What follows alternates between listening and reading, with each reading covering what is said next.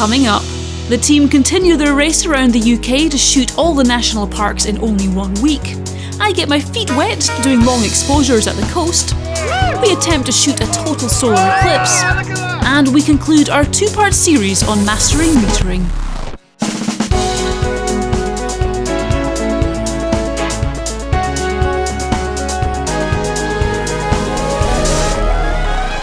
Welcome to another brand new episode of Photography Online, which this month sees us travelling all over the world. We'll be in Spain, the USA, Cuba and Wales. Also, later on in the show, we'll be giving away 2 of these luxury watches from our friends at Accurist, who are supporting our photo challenge for 2024. For those of you who have been with us since the start of the year, you'll know that we're in the middle of a rather ambitious challenge, which is taking some of the team on a 3,000-mile journey around the UK to shoot all 15 national parks in just 7 days.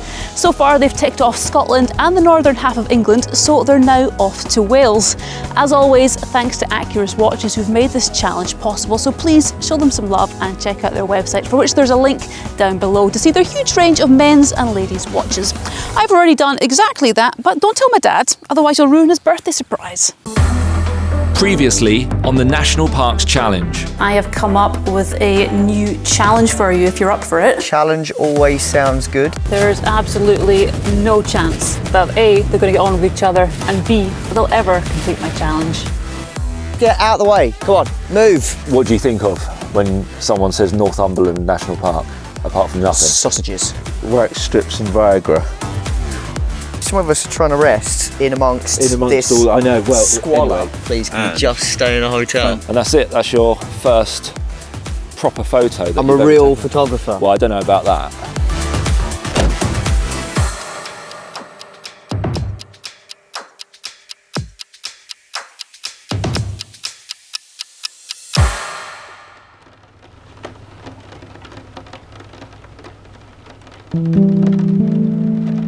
It was safe to say that the weather wasn't inviting us to venture outside the motorhome, but we were in the middle of a photo challenge and we had our 8th national park to shoot.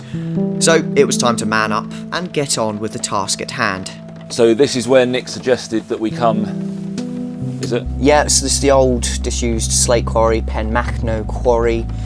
You'll be fine, it's easy, just wander up. There's be some old buildings, hopefully, which will work in the rain. I'll take one for the team. We don't know what we're doing this evening, do we? We've got to get to the Pembrokeshire Coast. Have you seen the weather? We've got no idea where we're going. You mean you don't want to get wet? Yeah. No, I've got to diligently this will take hours just to find a good location, so I'll get that done and then we can just hit the road. But if it was nice and sunny, beautiful There's no spring point day, in talking about things that may or may not have happened. Right, let's just get going. That's it, anyway. Have fun.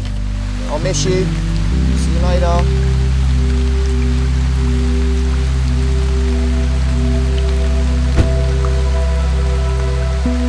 As well as the undesirable weather, it turned out that to access this particular location requires a 1-hour uphill hike, something which Harry had failed to mention.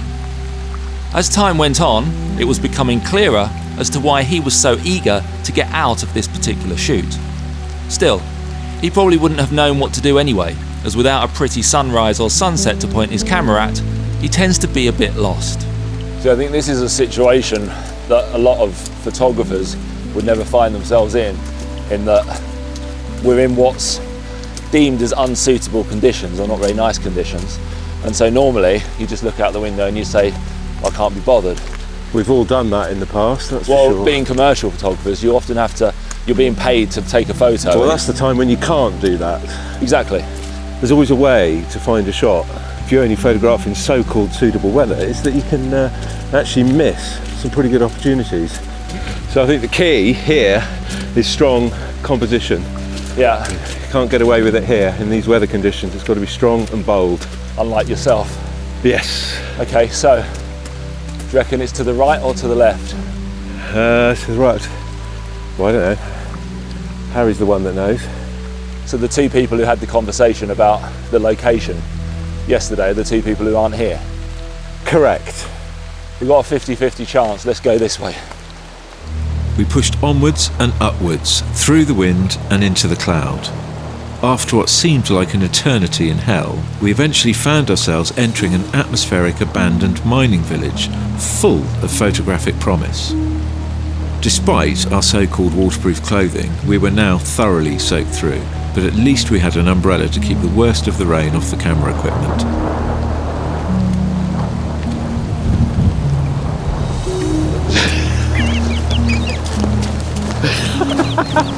Just what I needed, to have to run all the way down the mountain and then do the climb all over again.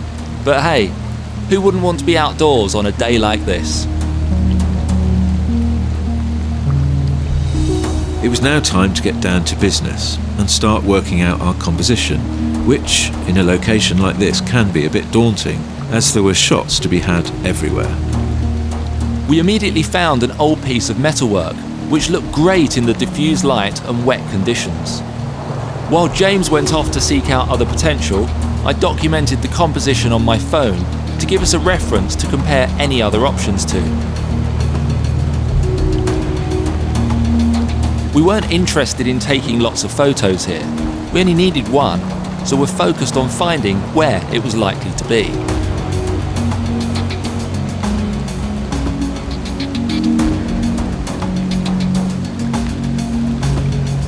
So I prefer the other location because of the way that the light's picking this out, and it's such a strong subject in the foreground. Yeah, beautiful colour as well. Yeah. And the subject, or the principal subject to camera distance there for these weather conditions is spot on. Yeah. So this is the spot then, isn't it? Right here. Look, nothing works at all when it's wet. Look, if this was an analog phone, it would be fine. Yeah, look, we'd be dialing, wouldn't we? Anyway, it's wet, so look. So you've decided, Yeah. or we've decided you're going to shoot this on the big bad boy Well, I think today, so, right? because it's asking for a camera with movements here, because we can keep everything upright. Yeah. I can also put lens tilt on it. It's like one of my lovely weather sealed tilt shifts I have, but we don't have those here, do we? No, we don't. So I get everything sharp and upright. So, well, while you get on with that, I'm going to have a little poke around and see what the pros and cons of a location like this are. So, more fantastic subject matter. This can be found all over this abandoned mine. Lovely rusty material, the slate, the quarry, it's just absolutely fantastic. But what you want to be really looking for is contrast, light reflecting, dark colours. They work really, really well. Personally, I don't like conifers. You can see them dotted about in the background here. I don't think they suit the environment here. I'm not sure whether they're native or not, but I don't think they particularly work in any composition. I can't find one that works. There's all sorts of abandoned buildings, they work well, but it really is about that subject to camera distance, that principal block of colour you want in your foreground. But enough of all that, time to see how Marcus was getting on. Right, how are you getting on, Mr. Analog? well, I think I'm getting there. It's reasonably focused, but I'm a bit fogged up. I can see you've got your own umbrella, but I've got a slightly more modern version here. Yeah. Does this any help? It will be when we take the photo, but my ground glass is fogged. Oh, has it? Yeah. Your ground glass is fogged. There's something you don't hear every day, is it? You don't see that every day, and you certainly don't get that problem with digital. I'll admit, I've worked in less challenging conditions. Typically, our chosen viewpoint required the camera to be facing directly into the wind, meaning that our biggest problem was going to be keeping the lens clean. Time for a quick rub.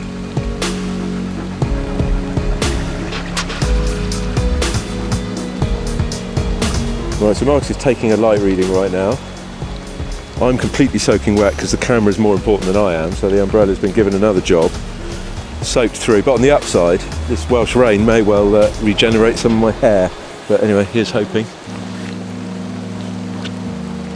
So, the light meter reading's been taken, dark slide's being removed, and we're ready to shoot the shot. Get yourself out. Done. Imagine that if we took the shot and you got like your leg in it. Teamwork makes the dream work after all. Picture my leg. Okay, lens is still dry, so that's good.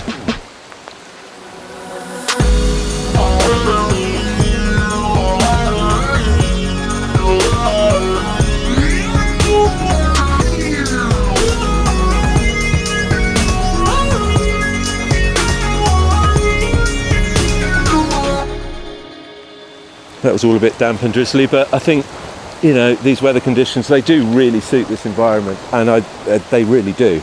Yeah, I think it was a good call on Nick's part to send us here under these conditions, because we wouldn't have got anything else. Yeah, he did well there, didn't he? And I can't think of anywhere else he could have sent us, really.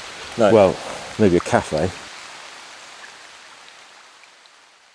Right, got a couple ideas for tonight. That's the research done. I can't live in this pigsty anymore. I need to tidy up, so let's just give it a quick spring clean before the lads get back.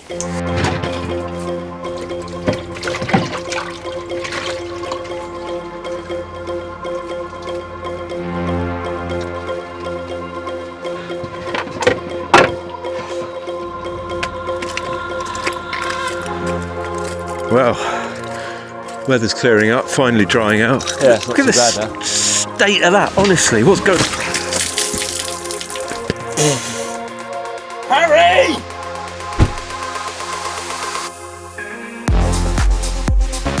So with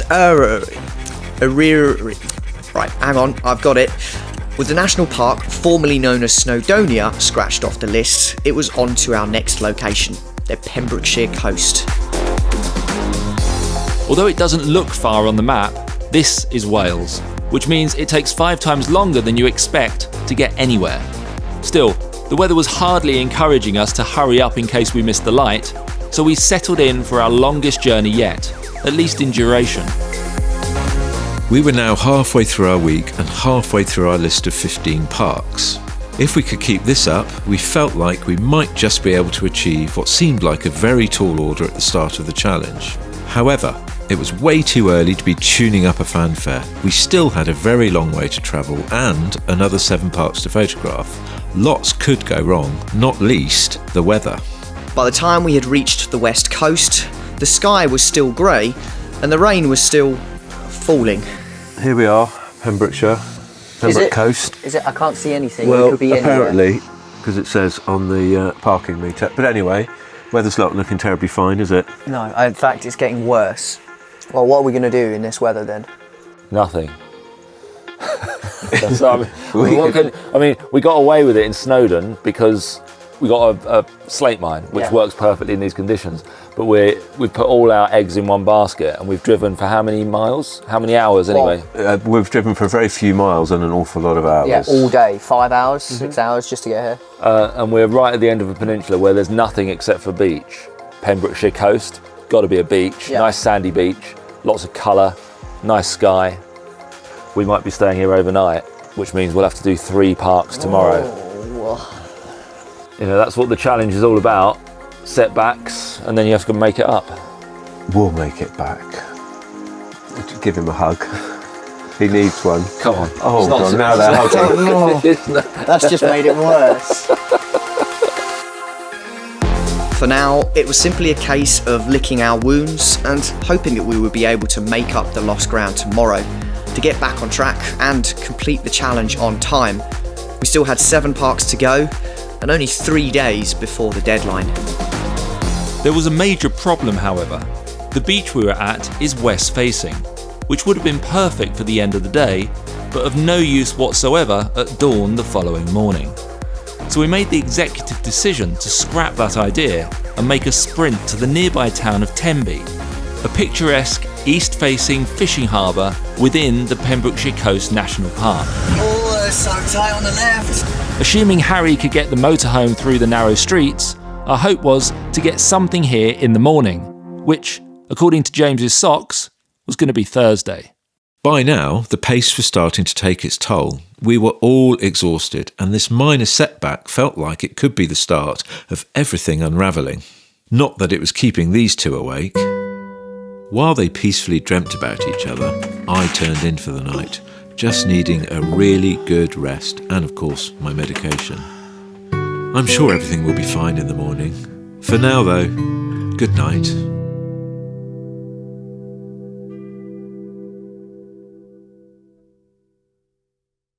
Next time on the National Parks Challenge... That's my only dry shoes. He missed all the best waves, running around like a pansy. Stupid bloody beach. Hold that. There we go. almost good as new, that. Do you like the colour? About there, that's it. That is absolutely bang on there. So I had to wobble the camera to close the shutter. What? Who designed that? Someone in Japan.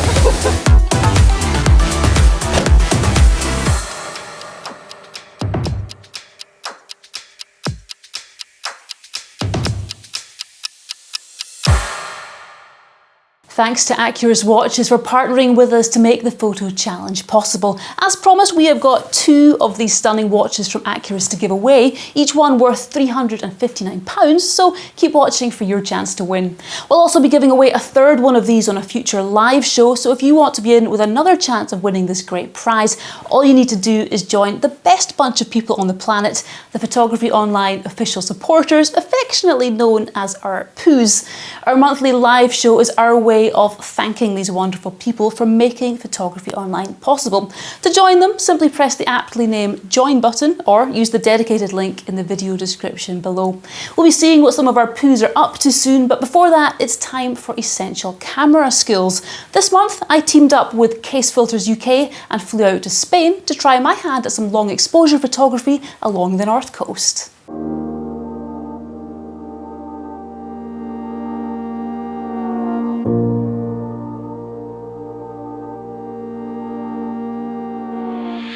Photography is all about light. Here on Photography Online, we're always banging on about light and how to use it to its best advantage. But what if there is no light? Well, there is always light. Even in the middle of the darkest night, there is still light. Just maybe not enough for us to notice. Sunlight reflected from the moon or even Venus is enough to cast shadows. However, our cameras have a real advantage when it comes to recording tiny amounts of light. Unlike our eyes, which can only gather light in real time, a camera is capable of recording light over a far longer period of time, accumulating it until enough is gathered to form an image. A good analogy would be if we were thirsty and saw a dripping tap. That wouldn't quench our thirst. But if we were to place a glass under the tap to collect the drops of water over a long period of time, we would eventually have enough water for a decent drink.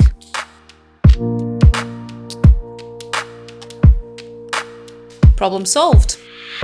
There's no threshold that you cross where you're suddenly into long exposure territory.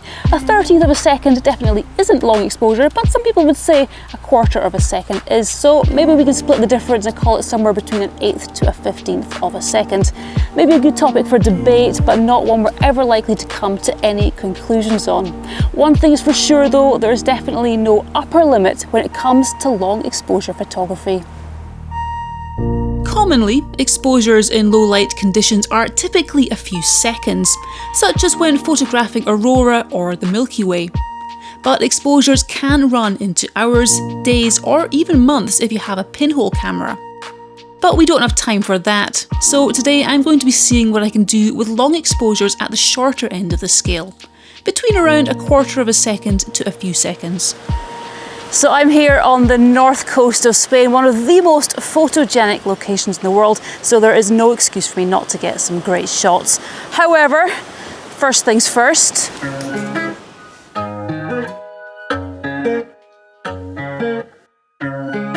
There are 2 reasons to make a long exposure.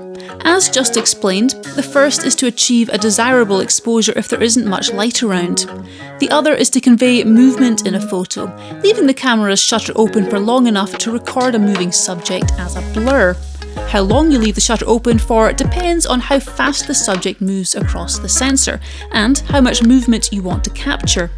Slow-moving subjects, such as clouds, may require an exposure time of several minutes, whereas faster-moving subjects, such as water, may only need a fraction of a second to record the desired amount of movement.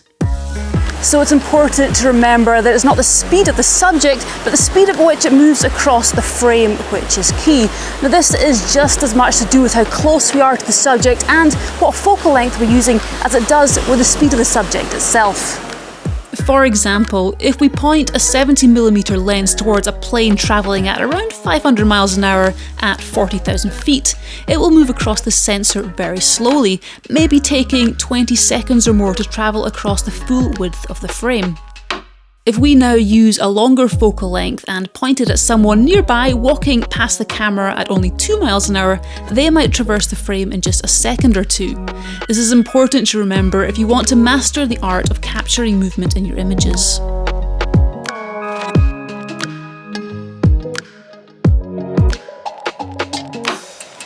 So as I'm here on the coast, the obvious moving element is the water, with the waves moving backwards and forwards. Now in terms of physical speed, they're not actually going that fast, maybe 10 miles an hour. But if I were to head up onto the cliffs up there with a wider focal length, they wouldn't be moving very fast across the frame at all. But if I come back down here to the beach, getting closer to the subject, even using a wider focal length, then obviously they're going to be moving a lot quicker across my frame, giving me the desired movement that I'm looking for.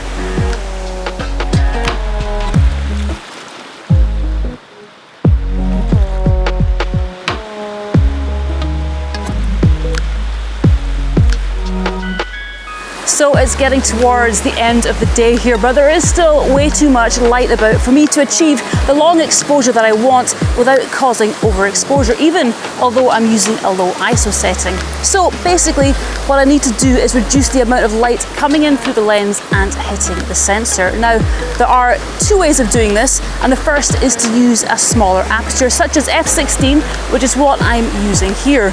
But what if you're already using a small aperture and there's still too much light coming in and causing an overexposure? This is where a neutral density or ND filter comes in handy. Think of these as sunglasses for your camera. They reduce the light which enters the lens and come in various strengths, usually measured in stops. A 1-stop ND filter will halve the amount of light entering the lens. A 2-stop will quarter the light entering the lens, and a 3-stop will reduce it to 1/8 of its original intensity. If we keep going, we get to what we call heavy ND filters, which may be 10 or 16 stops. These reduce the light entering the lens to less than 1/1000th of what it was originally, enabling you to trick your camera into thinking it's in a low light situation, even when it's bright and sunny. So I'm just going to wander around a little bit now and look for some different compositions until the light levels drop enough for me to shoot naked. By which I mean without filters on. Don't panic. One thing which is really handy, some might say essential to have, is a tripod. Unless you want that abstract and arty intentional camera movement look, then you're going to need to keep the camera perfectly still during the exposure. Many modern cameras have IBIS, which theoretically makes it possible to hand hold the camera for a duration of up to 1 second, but they are never going to be as good as having a tripod, so do yourself a favour and get one of these. They also help with composition. Once set up, it's simply a case of experimenting with different length exposure to see which one works the best. There is no right or wrong here, just whichever one you prefer.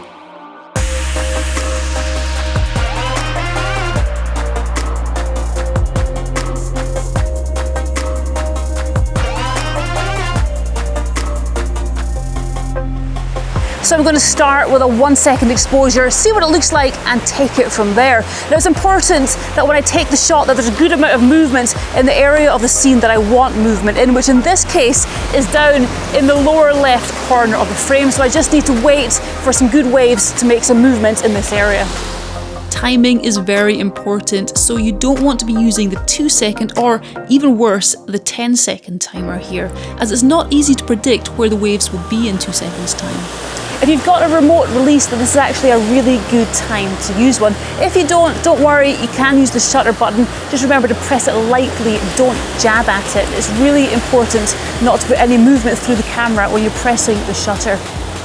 This was the result of a 1/4 second exposure, which I don't think is too bad, but let's experiment with longer times to see what difference it makes to the image. To enable me to achieve a longer exposure time without changing the exposure of the photo, I need to use a stronger ND filter or reduce the size of the aperture. So it's now become dark enough that we can remove the ND filters just like you do a pair of sunglasses at the end of the day, at least the sensible people would. So I am now doing long exposure photography in low light conditions, where before I was doing long exposure photography with the aid of ND filters. Here are a few shots in low light from this location, all without using any filters.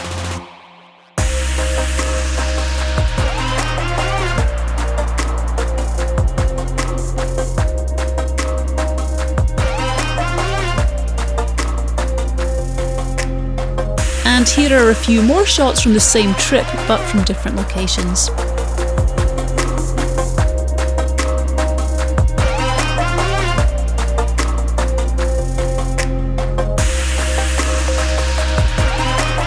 Hopefully, this has given you a few ideas and tips on how you can use exposure time creatively in your photography.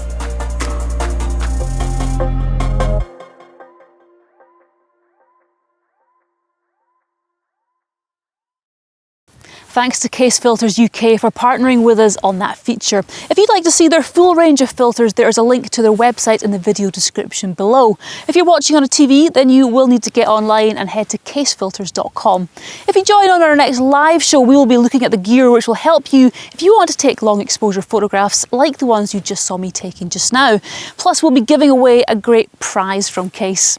Talking of prizes, I think it is time we found a couple of proud owners for these two flagship watches from our friends at Accurist. To win one of the watches, each worth £359, simply go to the competition link, which is in the usual place, and answer the simple question on the entry form. We'll be revealing the two lucky winners on next month's show, and we'll be giving away another one on a future live show, so it's yet another great reason to be part of it. All you need to do is join our POOS, that's a Photography Online official supporter, and you get over double the content to watch, plus more chances to win great prizes. I'm Oliver from Newbury in the UK, and I am proud to be one of the Poos. Hi, my name is Crystal. I live in Port Townsend, Washington on the Olympic Peninsula, and I'm happy to be one of the Poos. Oh, hi everyone. My name is Brian Nicholson, and I'm from Pennycook in Midlothian in Scotland, and I'm in a local woodland, and I'm very pleased to be a Poo member. We love our supporters. All right, well, last month saw a rare total solar eclipse passing over much of North America. Not one to miss such an event, Marcus was there with a few of our customers aiming to capture the spectacle.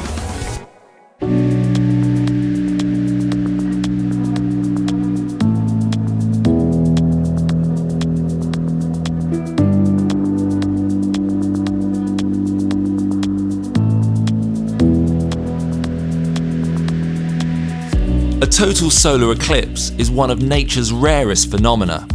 On average, a specific location on the Earth will only get to witness one every 400 years, but it could be well over 1,000. If, like me, you don't want to wait that long, then you'll need to travel to a location which is lucky enough to be in the path of the moon's shadow, also known as the path of totality. The most recent eclipse was passing over much of the US on April the 8th. So I hopped onto a plane accompanied by a few customers who were foolish enough to be led by me, and we headed for Texas, a state which statistically gave us the best chance for clear skies. Once at our hotel, the first thing to do was to make a solar filter. These can be bought, but it's far cheaper to make your own. So after 3 very long flights, I've arrived in San Antonio in Texas to shoot the solar eclipse, which is happening in a couple of days' time. I've got a few customers with me who I will be taking out onto location, and fingers crossed, if we get clear skies, then we'll be in the path of totality, so the moon will completely cover the sun, and there's a number of different phases to that which we'll come on to later in this feature. But the first thing to do is to make what's called a solar filter. Now basically it's going to look like this. Now admittedly this is the Mark 1 version. Improvements could be made, but this will do the job perfectly adequately. And to make one of these, all I've done is I've gone to the local Walmart looking for some cardboard, but I found this pack of paper plates. I only needed 2, but it seems that you have to buy 50 of them. But at least I have some spares, and if I get hungry, I've got something to eat my food from. The other thing that I needed is some foils. Now this is special optical solar foil, and it's quite delicate, so that's why I've got it kept between tissue paper here. Now I've already made a solar filter, this one here. As you can see, all this is here is this sandwiched between a couple of sheets of card just to hold it rigid. Now you could use a 16 stop ND filter, but the difference is that if you use a glass filter, they often don't block UV light, whereas this will block all visible light as well as UV light. Now, if you are pointing your camera directly towards the sun with a long lens on it, and you've got a mirrorless camera, or you're using a DSLR with the live view mode selected, then you're basically burning a hole in your sensor for a prolonged period of time. Now, this solves that problem and stops any damage being done to your camera, which is why we're using this. Some 16-stop filters may also block UV light, but it's very difficult to work out which ones do and which ones don't. So the best thing to do is to play it safe and use some of this. I've got spare sheets of this because inevitably someone in our group will lose something, break something, and we'll end up making one of these tomorrow on location at the last minute. But once it's done, this basically just fits over the end of the lens hood. It's got a couple of bits of tape just to hold it in place. But the key is that this can be removed very quickly, because as the different phases of the eclipse start to happen, when we get from the partial stage to the total stage, this needs to be removed in under a second. So I've got these special quick release tabs. Again, this is the Mark 1 version. Mark 2 version might have a bit more, but then that can just be folded over like that, and then we can shoot without the filter for the total phases, and then we can put that back on, secure it nicely for the second partial stage. So with this all done now, all that we need to do is plan the location. To be engulfed in the moon's shadow, I could have positioned us anywhere between the two red lines. But the closer we could get to the blue line, the better, as this extends the duration of totality. I had chosen southern Texas as this is a dry and arid area, low in humidity, meaning that there's less chance of cloud than in other areas such as in the northeast states, where the weather is similar to what we would typically get on an April day in the UK. However, the latest forecast wasn't looking all that good for anywhere in Texas, but typically was showing clear skies for the northeast states. The weather is obviously out of my hands, and it will be what it will be, but I had to give it our best shot. So we continued with the plan and did a dress rehearsal the day before the eclipse to ensure everyone's equipment was working as it should. Because there's no detail up there, there's no detail on the sun, there's no detail in the sky, the camera won't be able to autofocus, so you're just going to have to manually focus this. If you don't have a solar filter, you can't pre-focus, because once the moon moves across the sun, what have you got to focus on? If everybody sets their camera to ISO 400, 1/1000th of a second, at f8, you don't want to be in a position where every 3 or 4 minutes you're having to recompose because the sun's moved out of the frame and you've got to do 7 things. The problem is when the diamond ring happens and the Bailey's beats happen, it's only going to last for a second. So you don't have time to take a shot, look at the histogram and go, oh, that's a bit dark, because by the time you've adjusted it, it's gone. Having studied more weather forecasts than I've ever done, I made the decision to drive north by around 250 miles in order to give us the best chance of a clear view of the eclipse. The forecast where we were based was for 100% thick cloud and rain, not the conditions we needed.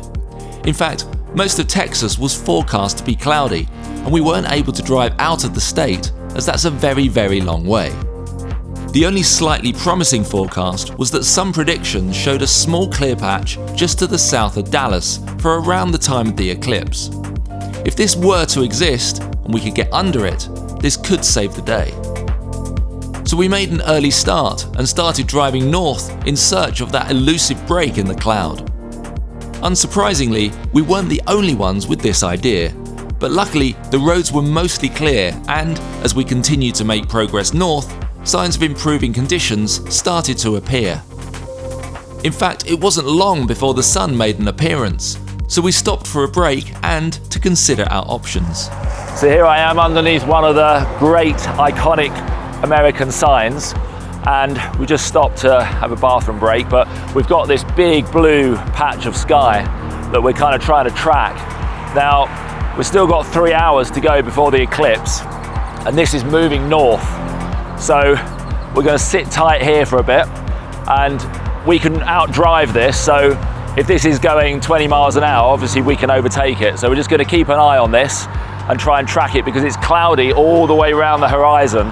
And we seem to have found a rare blue spot here, so we're just going to sit tight. But being underneath this sign has given me a bit of an idea, because rather than just do a frame filling shot of the eclipse, I think I might do something which is a bit more storytelling. Look at the light on my face now, it's all coming together. And I might shoot slightly wider than 600mm and include the golden arches of what's probably the most iconic sign of America there is on the planet, with the eclipse right behind it.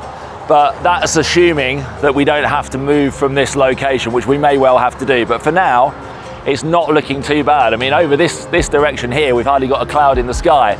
But with 3 hours to go, that could all change. So we'll see what happens. Being in charge of a group who have invested a lot of money and time into photographing the eclipse puts a lot of pressure on me to deliver. Although the weather is out of my control, if I don't come up with the goods, then I could be out of a job.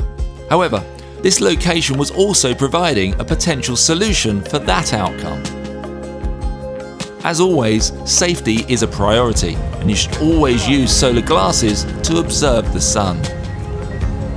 As predicted, it wasn't long before that location clouded over, so we continued heading north to catch up with the clear patch. However, you can see here that if we drove too far north, we would run into more thick cloud, so we couldn't move too fast. The McDonald's sign idea was now etched into my mind, so I headed to another one which I hoped would be in the only clear patch in Texas at the crucial time. That's what's coming this way, so at least we've got a heads up. Right, well, let's stay here then and only move if we need to. So with only 15 minutes to go before the moon's first contact with the sun, everyone started setting up their gear. We were now pretty much committed, as changing location at this late point would inject an element of panic into the situation, something which I really wanted to avoid. So I set about making sure everyone was comfortable with their gear. So what I would do, Simon, is because you've got the clouds coming over intermittently, Okay. use this next block of clear sky to focus, because then that's one thing that you've got locked on, and then if the clouds come over, at least you know you're sharp. So I've had to go to selfie mode because I've lost my cameraman. He's too preoccupied with capturing the eclipse, which I can't blame him for really. So I'm going solo now. We've got a group of 8, and inconveniently for me, they've kind of split up. So we've got 5 of them back there, and we've got a couple down here. Let me turn around. That's why these 2 guys are down here, because they're gonna put that water tower in front of the eclipse, just so they've got some foreground interest. Whereas these guys down here, they've committed to just the frame filling shot of the eclipse. And it's good that people do different things, because if we all lined up together, everyone would get pretty much exactly the same shot. So when the moment comes, if I've got a moment to spare, I might try my golden arches shot on film, of course. But my priority is to make sure these guys get the shot. So I'll only do that if I feel confident that everyone's in control. So just walking down here to check that these guys know what they're doing and that there's no technical issues. They haven't waved their arms to suggest that they need any help, but it's always worth checking. How's it going? Yeah, I'm all right. I've locked my zoom, but I've not got any of the tower at the moment. So you're just doing the frame filling, yeah. So you've got the option here to go wider, yeah, and get both options. I think it should come across the top, so I should be able to frame that up. Yeah, nice. So you're at 400, taped off, so you can't move that. That's nice. 500, but yeah. And you've taped off the focus. Yep. That's good. And is it all looking good in there? Yeah. So we can see, I don't know if you can see that the moon has started eating into the sun. It's about 30% covered so far. So we've still got another 50 minutes or so before it totally covers everything up, and that's where the show's really going to start. That's nice. I'll just go and check that James is all right. How's it going, James? All right, I think. Well, you know, yeah. I'm happy. Good. So you can clearly see the moon is making its way across. Yeah, and it's pretty sharp. So it's fairly obvious what's going to happen. This is just going to keep coming over this way, and the moon's going to cover more of the sun. Yeah. And until it's completely covered. At which point, all hell breaks loose and you've got 4 minutes to go. Yeah, just make sure that you don't spend all that 4 minutes. Spend some time just admiring it and appreciating the moment, because it's very easy to just get kind of preoccupied with the technical side of things, and before you know it, the sun's back out again and you kind of didn't really appreciate the moment or take it in. So those guys are happy enough, and I think I've armed them with all the information that they can look after themselves, because the problem with eclipse photography, it's not like landscapes where the scene generally tends to stay there for quite a long time. We've got 4 minutes, and 4 minutes sounds a lot, but during that 4 minutes, there's lots of different phases that take place, and they all require drastically different exposures. So it goes past very, very quickly. And like I was explaining to James there, you want to also build in time to appreciate the moment and put photography to one side. So there's certainly not enough time for me to run around everybody in that 4 minutes and check that everyone's getting the right shot. So it's almost better that I don't do it at all than I do it to a couple of people and not the others. So that's what I'm going to kind of aim for. But if I feel that somebody is a little bit out of their depth, then obviously I'm not going to leave them to fail on their own. How's it going? Okay, I think so Good. far. So as you can see, we've got probably, what would you say, 50-50 cover of cloud, but these cumulus clouds I'm anticipating are going to reduce as the sun gets covered up, because you get less thermal airlift, and that's what's causing these clouds. So just like it does at the end of the day, as the sun goes down, all these cumulus clouds, they tend to dissipate towards the end of the day, and we should start seeing that happen once the sun is probably more than 50% obscured. So hopefully, my fingers crossed, I'm hoping that this improves in terms of cloud cover, and maybe it's 30% rather than 50% at the time of the actual eclipse. Okay. So we've got just over 10 minutes to go now, and the sun's getting pretty thin in terms of what we can see. And what that's doing is it's causing a really strange light. It might not be obvious from this video, but it's the kind of light that I've only ever seen during an eclipse, because it doesn't matter what scenario you can kind of liken it to. There's just nothing you can say, oh, it looks like that. I mean, the closest you could get to would be a kind of like a sandstorm, I suppose, because it's a very warm light, and it's a very soft light as well, but at the same time, it's kind of harsh. It's strange, you can't really describe it, but it's an eclipse light. That's how you describe it perfectly. So just a few minutes to go. You can feel the temperature dropping even more, and sooner or later, or fairly soon actually, we're going to start getting these bands of light reduction kind of racing across as the moon eats more into the sun.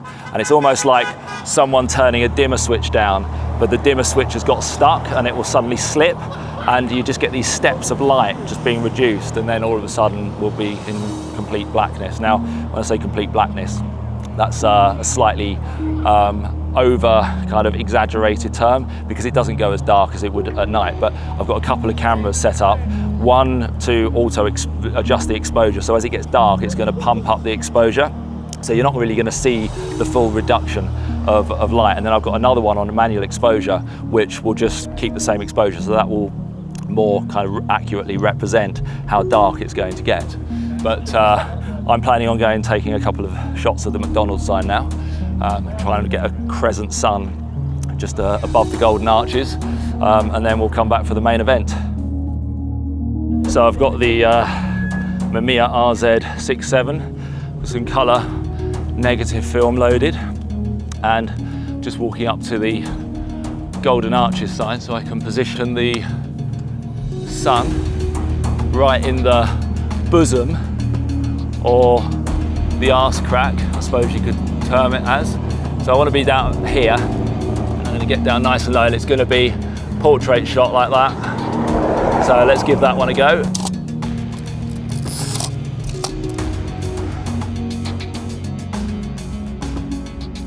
With less than a couple of minutes to go before totality, you can clearly see from this camera, which is the one where I've locked the exposure, that the light levels have dropped drastically and are falling further by the second.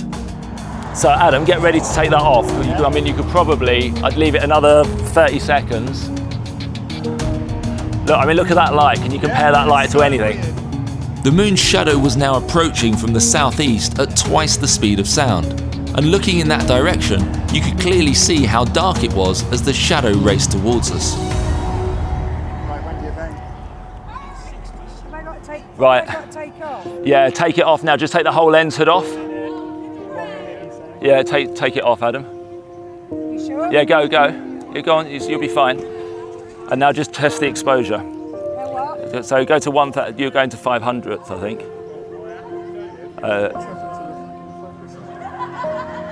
There you go. Yeah, it's just because it's overexposed, that's why. Go to 1,000, keep it at 1,000. Just take a shot for me. 1,000th f8 at ISO 400. Yeah. So yeah, just keep going. Just keep going every second. Go. And you'll get the same on the other side. Look at that. Look at the darkness coming over here. Look at that. Look how dark it is over there compared to there. This is what I enjoy most about running photo trips. Listen to the reaction of everyone as the moment we had all been waiting for over a year finally arrived. There you go, there's the diamond ring, go! Oh,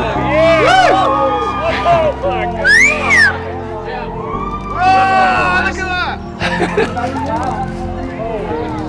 Wow! There's Venus. Yeah. Oh, that's mad. You pleased? That is absolutely Here's a time-lapse from another camera which was auto-adjusting the exposure, so it doesn't illustrate how dark it gets. However, you'll see the moon's shadow sweep in from the right-hand side here and exit to the left in just a moment. If you could see clearly in 360, you can see every bit lit up. The middle part of a total solar eclipse is the only time it's possible to observe and photograph the sun's atmosphere, something known as its corona. It's also possible to see any solar flares occurring at the time, which appear like huge flames emanating from its surface. In reality, these are huge arches of plasma and are many times larger than the Earth.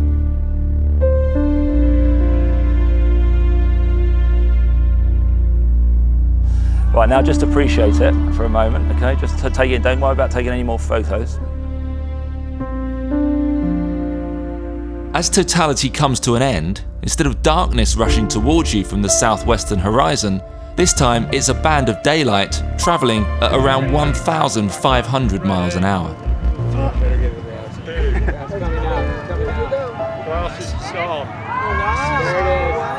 A second diamond ring is now observed, this time on the opposite side of the moon. Wow, it's like a tiny speck.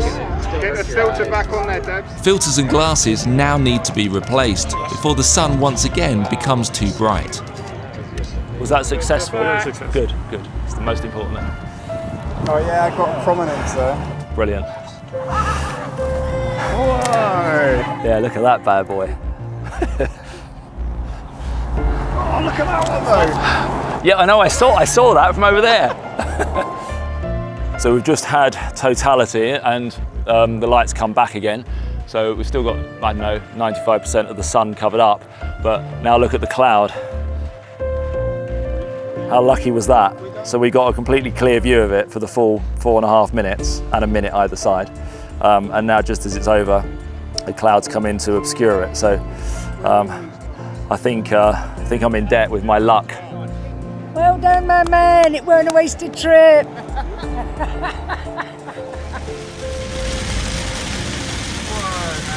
Driving back, it became apparent the conditions we would have been faced with had we not made the 250-mile last-minute dash to the north. On such trips, my priority is to make sure everybody else gets their photos. But due to the long duration of this eclipse, I did manage to run back to the McDonald's sign to grab a quick shot of the second diamond ring at the end of totality. While it's grainy as hell, due to me having to hand hold it in next to no light, as far as storytelling goes, I think this aptly sums up the Great American Eclipse of 2024.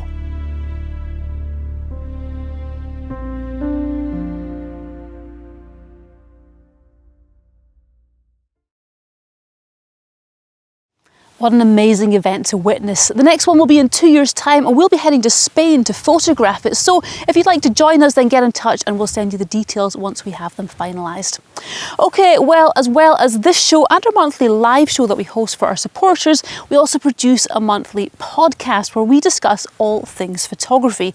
This sees myself and a couple of the team discussing various topics in a very honest and down-to-earth manner. This month's episode has just gone live, so check that out when you want an hour of entertaining radio to listen to. Among many other things, we discuss whether fine art photography really is that, or simply a way of taking average photos and making them sound more interesting. We also explain why a photographer recently got arrested, how an underground cave is being ruined by Instagrammers, and we ask what is the point of in-camera cropping. It's free to listen to and it's available on all the major podcast platforms, and we also upload every episode a couple of weeks later here on YouTube, so there's no excuse for not being able to find it.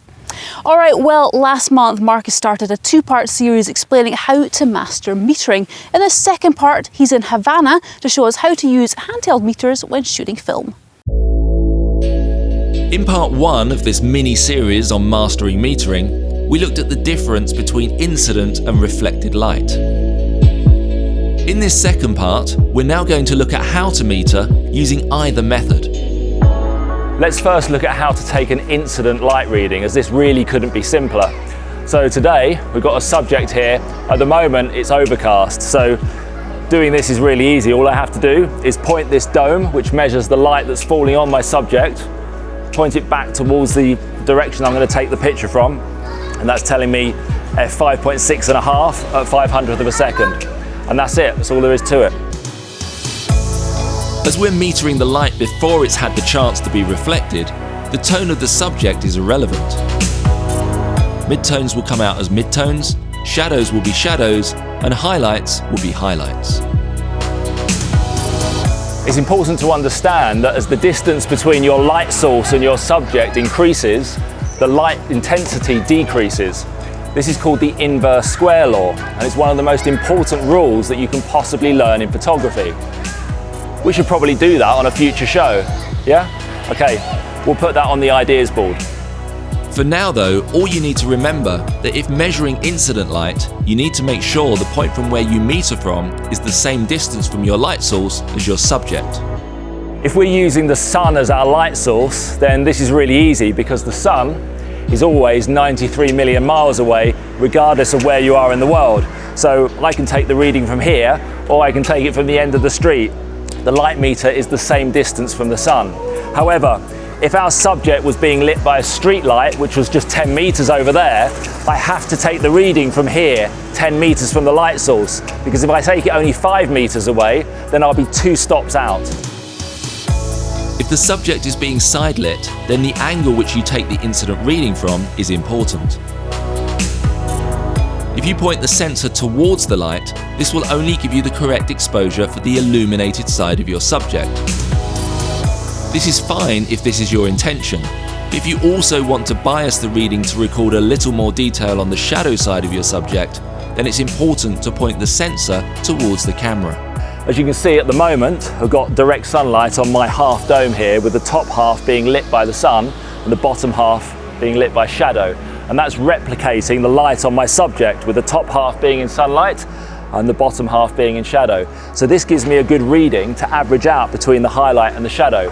But I can bias my exposure towards the shadows by turning the meter that way, or towards the highlights by turning the meter that way. Where incident readings are less useful is where you're unable to place the sensor in the same light to that which is falling on your subject. For example, if you were taking a photo of a mountain in direct sunlight, but you're standing in the shadow of another mountain or a cloud, the two lights are totally different. So you can't meter from one to get an exposure from the other. This is where metering the reflected light is far more useful. But this isn't as straightforward as metering incident light, as there are lots of traps to trip you up. However, once you know what the traps are, this can be the most useful way of metering. Reflected light, as its name suggests, is light being reflected from a subject. And this is what all cameras measure, as the light has to come in through the lens for the camera to meter for it. So unless you're going to take a photo of the light source itself, a camera is always measuring reflected light. To successfully meter reflected light, we first need to know how we want to render a tone in our photo. Let's start with an easy one. Let's assume our subject is a midtone, and we want to record it as a midtone. Simply point the camera or your light meter at the subject and you will get the correct exposure. Easy, right? Well, not necessarily. You see, you may have just fallen into the first trap. If using a camera, then you'll have a number of options of the size of the area that it's using to meter from. And if you select the wrong one, then you may find it challenging to get the correct exposure. The one you want to be using is called spot metering mode, as this uses the smallest area, meaning you can be more accurate and selective with where you are metering from. If you use a mode which samples the tones from most of your frame, then unless your subject is very large in frame, this won't be of much use, and you'll be relying on luck and the law of averages. So let's look at another example which is a little bit more complicated. If our subject is darker than a midtone and we want to record it as darker than a midtone, then if we measure the reflected light coming from it and only go on what the meter's telling us, then we're going to end up with an overexposed shot. We've just fallen into trap number 2. You see, although we know the subject is dark, the camera or light meter does not. It's been programmed to assume that everything is a midtone, so it has given us a reading to render the subject as a midtone, which is why we have ended up with an overexposed image. What should have been dark is now a midtone. But as long as we know this, we can adjust accordingly. To render our darker subject as a darker tone, we just reduce the exposure from that the light meter suggested to us. How much we reduce the exposure depends on how much darker we want to render the tone. This is the beauty of using reflected light, as we have a lot more creative control over where we place the various tones of our scene. So once we understand that a reflected meter reading will always give us a reading to render any tone as a midtone, we can then adjust that reading to render white as white, black as black, black as white, midtone as black, midtone as white. Okay, we get the point, but this is where shooting film is so much more rewarding than shooting digital. Each film stock has its unique latitude or dynamic range. Some films may only have 2 stops of exposure between a subject being rendered as a black or a white, whereas other films may have up to 15 stops of dynamic range. So unlike a digital camera, where the dynamic range is set to the camera, with film photography we can choose our dynamic range by selecting different films. This means we can choose whichever film we decide is best to record the scene. This is something you cannot do with a digital camera, as the dynamic range is set to the sensor, and try as you might, you can't change your sensor.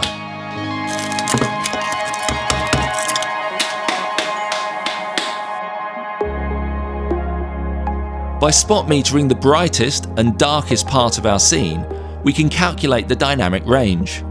If this happens to be 8 stops difference between the brightest highlight and the darkest shadow, then we can't shoot with a film which only has 5 stops of latitude. At least not if we want to keep all the detail, as 8 doesn't fit into 5. So we can choose a film with 8 or more stops to ensure we record all the tones available. Only by measuring reflected light can we determine the dynamic range of a scene, as measuring incident light won't tell us anything in this regard. Let me end by running through my standard workflow when using negative film, either colour or black and white. First, I meter for the darkest area of the scene that I want to retain detail in. In this case, it's the shadow underneath the car. And I place this at 2 stops below what the meter is suggesting, because this ensures that it's a deep, deep shadow, but crucially still has detail. I then meter for the brightest area of the scene, in this case it's the sky, and this gives me the dynamic range, the difference between the darkest shadow and the brightest highlight. Here, my shadows are reading EV8, and my highlights are reading EV13, which is a dynamic range of 5 stops. If this falls within the range of my film, then I expose as just described. If not, I change the film or wait for the light to change.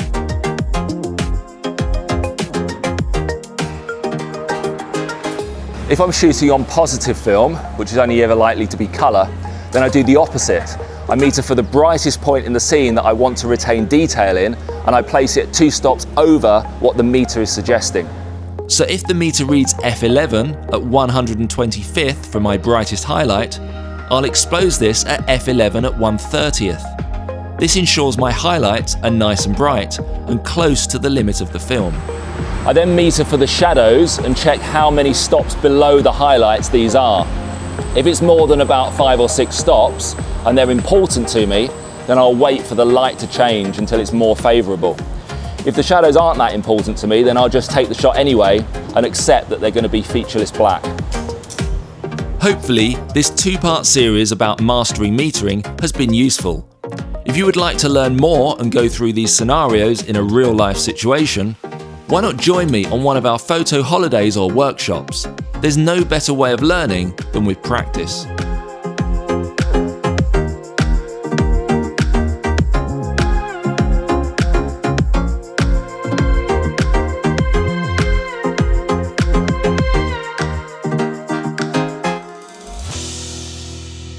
Well, you can't say we haven't been truly international on this show. Regardless of whether you're a film shooter or not, I hope you managed to learn some useful tips on metering from our mini-series on mastering exposure. On next month's Analog Affairs, Marcus will be dusting off his 4x5 large format camera to take a photo of a door. Right then. Well, as well as that, we'll be continuing to follow the team on their challenge to shoot all 15 UK national parks in just 7 days.